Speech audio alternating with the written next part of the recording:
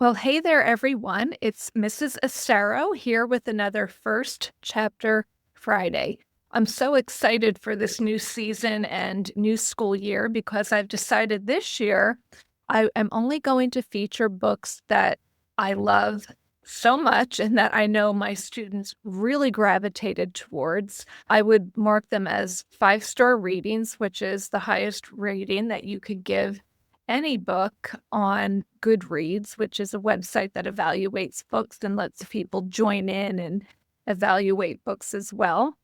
And the book that I'd like to share with you today is it's a book that whenever middle school teachers are asked to recommend summer reading, this book appears on every single list. I have never seen a list without it. And it is called The Giver by Lois Lowry. It is a Newbery Medal winner. It is an absolute classic, and I think you're going to really love it. Before we get into it, I just want to make sure that you have your First Chapter Friday sheet. I will make it available in the comments of the channel. It's free. You can download it, print out a bunch, maybe keep them in a reading notebook, and then when it's time for your next read, you'll have something to refer to. Okay? Let's take a listen to a little bit about the book from the back of it. Life in the community where Jonas lives is idyllic.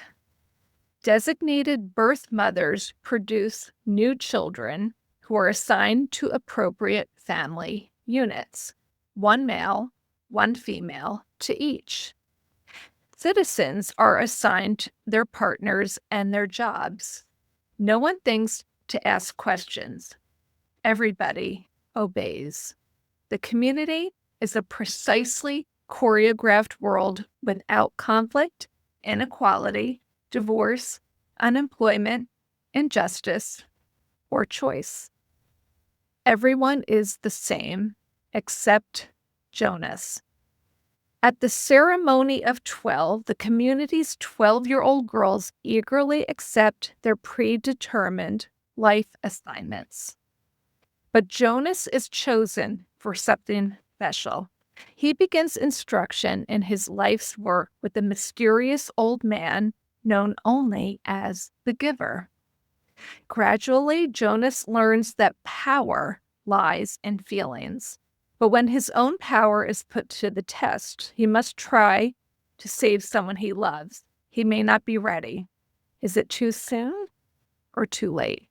So this book I would classify as part fantasy and part dystopian, meaning that we're living in a world here that has been made up by the author and has a lot of issues, and we see how our protagonist deals with it.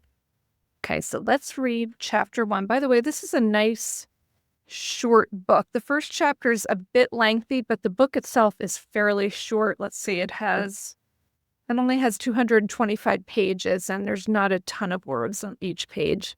All right, there's no title to the chapter. I'm just going to read you chapter 1. Okay? It was almost December, and Jonas was beginning to be frightened.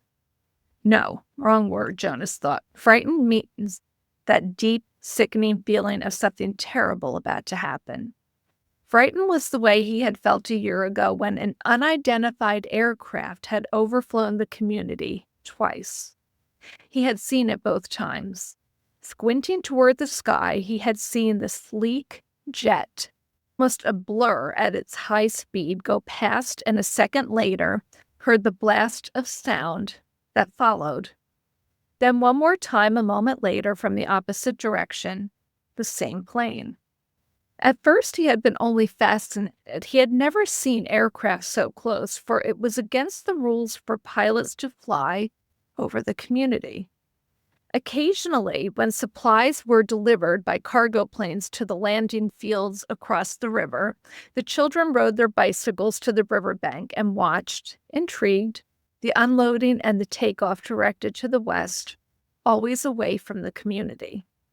But the aircraft a year ago had been different. It was not a squat, fat-bellied cargo plane, but a needle-nosed single-pilot jet. Jonas, looking around anxiously, had seen others, adults as well as children, stop what they were doing and wait, confused, for an explanation of the frightening event. Then all of the citizens had been ordered to go into the nearest building and stay there. Immediately, the rasping voice through the speakers had said, "Leave your bicycles where they are." Instantly, obediently, Jonas had dropped his bike on the side on the path behind his family's dwelling. He had run indoors and stayed there, alone.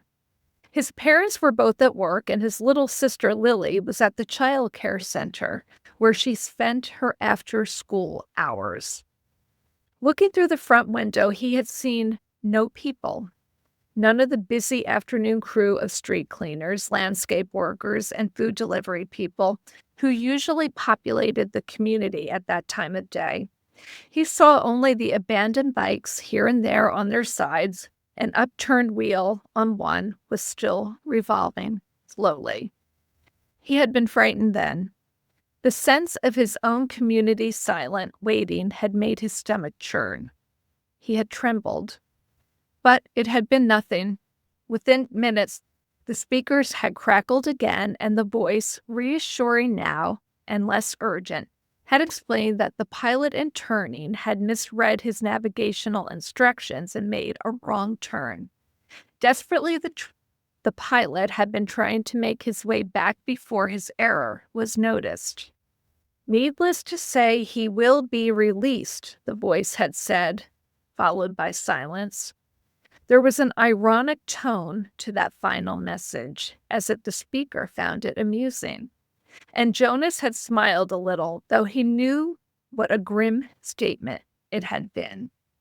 For a contributing citizen to be released from the community was a final decision, a terrible punishment, an overwhelming statement of failure. Even the children were scolded if they used the term lightly at play, jeering at a teammate who missed a catch or stumbled in a race. Jonas had done it once, had shouted at his best friend, "That's it, Asher, you're released," when Asher's clumsy error had lost a match for his team. He had been taken aside for a brief and serious talk by the coach, had hung his head with guilt and embarrassment, and apologized to Asher after the game.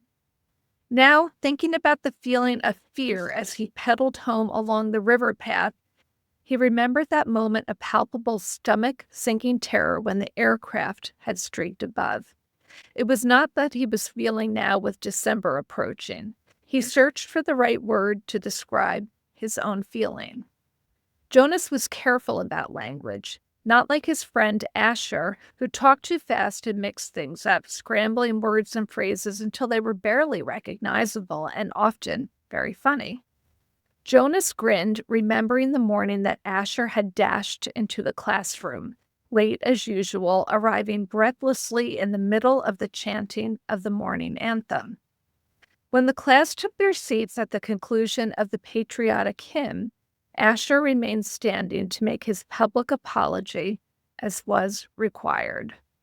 "I apologize for inconveniencing my learning community," Asher ran through the standard apology phrase rapidly, still catching his breath. The instructor in class waited patiently for his explanation. The students had all been grinning because they had listened to Asher's explanations so many times before. "I left home at the correct time, but when I was riding along near the hatchery, the crew was separating some salmon. I guess I just got distraught watching them." "I apologized to my classmates," Asher concluded. He smoothed his rumpled tunic and sat down. "We accept your apology, Asher," the class recited the standard response in unison. Many of the students were biting their lips to keep from laughing. "I accept your apology, Asher," the instructor said. He was smiling. "And I thank you because once again you have provided an opportunity for a lesson in language." Distraught is too strong an adjective to describe salmon viewing.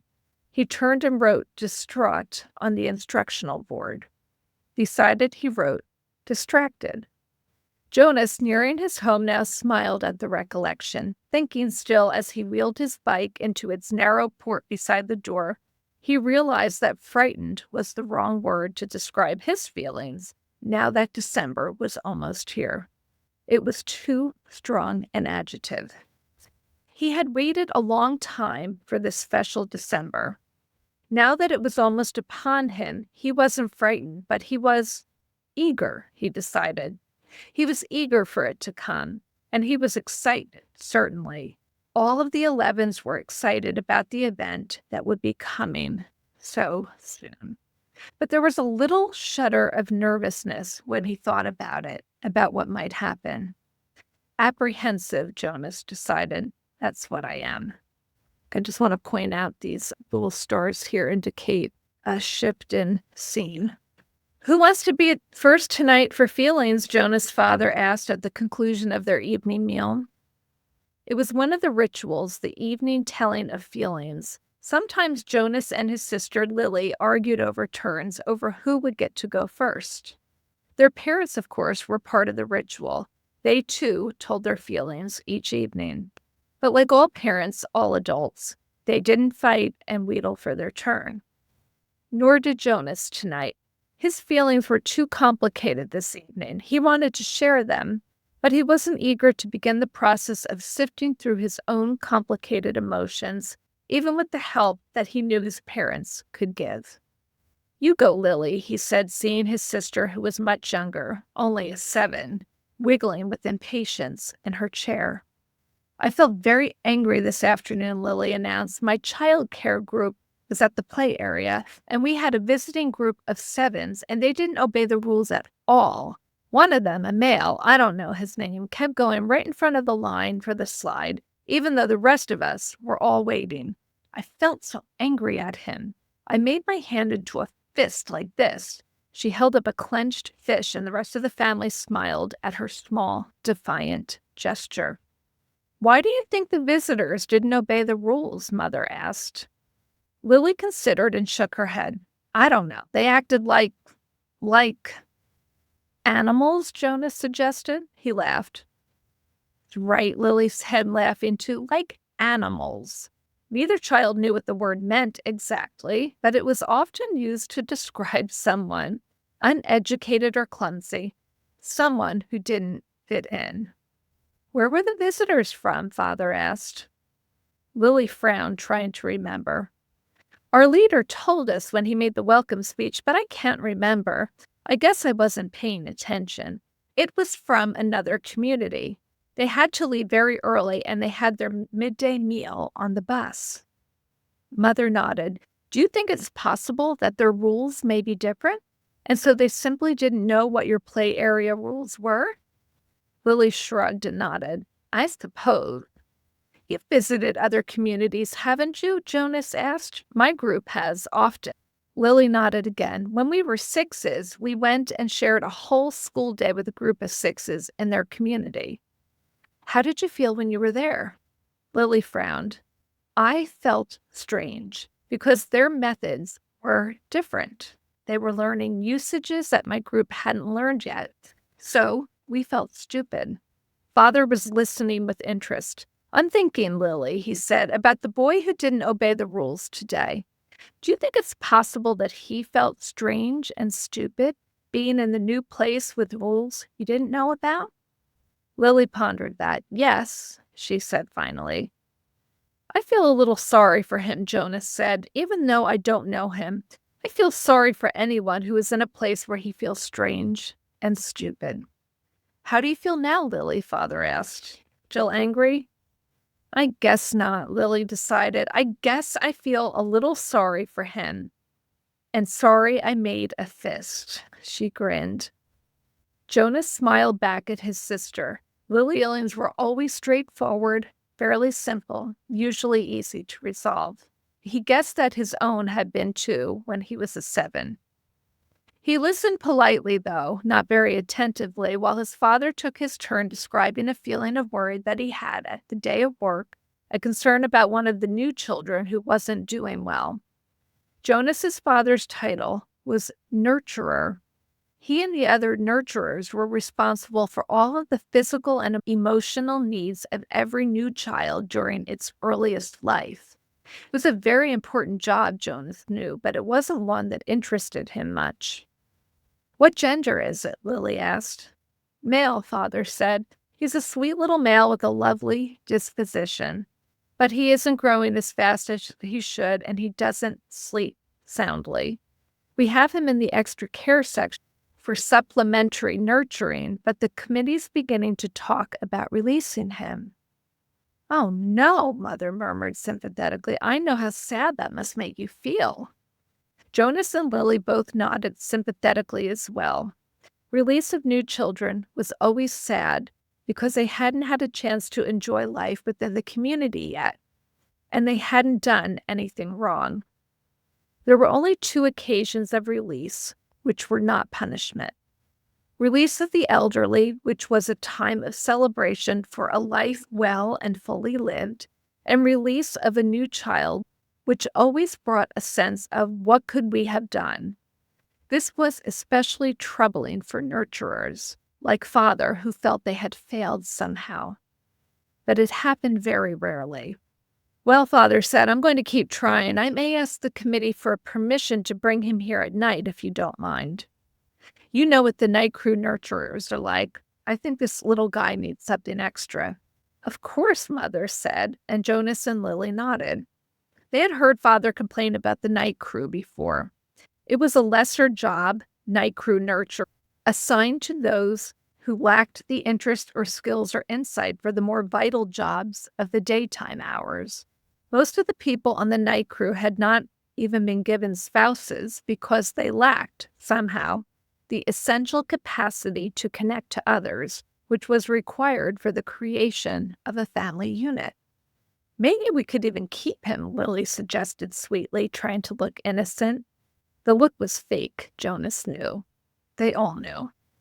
"Lily," Mother reminded her, smiling, "you know the rules.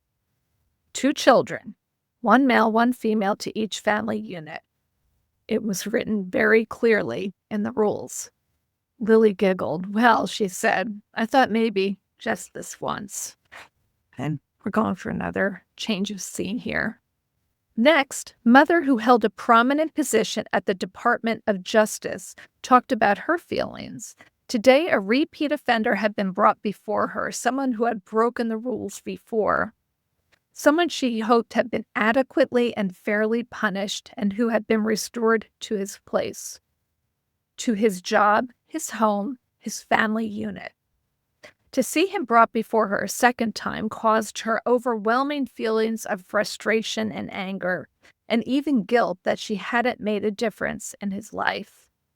"I feel frightened too for him," she confessed. "You know that there's no third chance. The rules say that if there's a third transgression, he simply has to be released."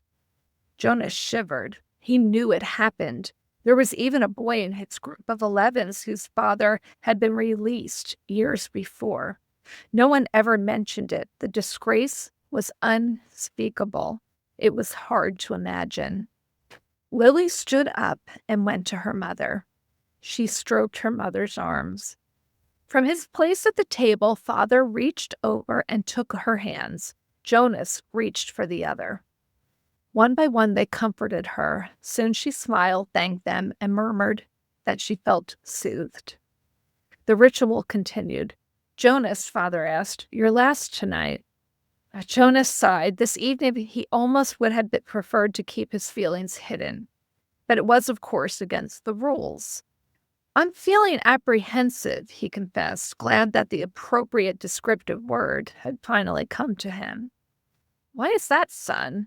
His father looked concerned. "I know there's really nothing to worry about," Jonas explained, "and that every adult has been through it. I know you have, Father, and you too, Mother. But it's the ceremony that I'm apprehensive about. It's almost December." Lily looked up, her eyes wide. "The ceremony of 12?" she whispered in an awed voice. Even the smallest children, Lily's age and younger, knew that it lay in the future for each of them. "I'm glad you told us of your feelings," Father said. Lily, Mother said, beckoning to the little girl, go on now and get into your night clothes. Father and I are going to stay here and talk to Jonas for a while. Lily sighed, but obediently she got down from her chair. Privately, she asked. Mother nodded. Yes, she said. This talk will be a private one with Jonas. And that is the end of chapter 1. You will have to check out this book if you haven't read it yet. I think that everyone should really try the genre of dystopian literature at least once. And Lois Lowry, one of my favorite authors for middle school, really does a phenomenal job with it. So I hope that you enjoyed this week's pick. If you have any recommendations for me of books that you absolutely love, let me know in the comments and I will be sure to try to incorporate them into my channel. Be sure to subscribe so that you don't miss any of my upcoming novels, and also be sure to check out the lessons that I have posted on the same YouTube channel where I go over lessons in reading and writing and poetry and grammar.